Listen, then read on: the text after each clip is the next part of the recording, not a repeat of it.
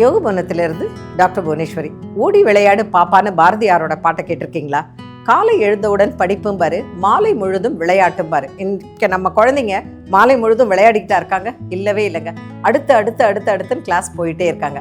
அந்த குழந்தைகளை பிரிஸ்காக வச்சுக்கிறதுக்கு நிச்சயமாக யோக பயிற்சி அப்படிங்கிறது ரொம்பவே உதவும். நீங்கள் உங்கள் குழந்தைகளை சாயங்காலம் வந்த உடனே 5 ஆசனம் செய்ய சொல்லுங்கள். அந்த ஆசனத்தை பேரை அவங்களுக்கு பிடிச்ச மாதிரி சொல்லுங்கள். சஷங்காசனம் முயல் பாஸ்டர், விருக்ஷாசனம் ட்ரீ போஸ், சிம்ஹாசனம் லயன் போஸ், மக்ராசனம் குரோக்கடைல் போஸ். அடுத்து 5வது முக்கியமான ஆசனம் ஸ்னேக் போஸ், புஜங்காசனம். இந்த 5 ஆசனத்தை நீங்கள் ஆசனம் பெயர் சொல்லாமல் அனிமல் போஸ்லேயும் பேர்ட்ஸ் போஸ்லேயும் இந்த மாதிரி சொல்லி அவங்கள எல்லாத்தையும் 5 தடவை பண்ணுங்கள். உங்களுக்கு நான் ஒன்று தரப்போகிறேன் அப்படின்னு சொல்லி அவங்கள என்கரேஜ் பண்ணி அவங்கள யோக பயிற்சி பண்ண சொல்லுங்கள்.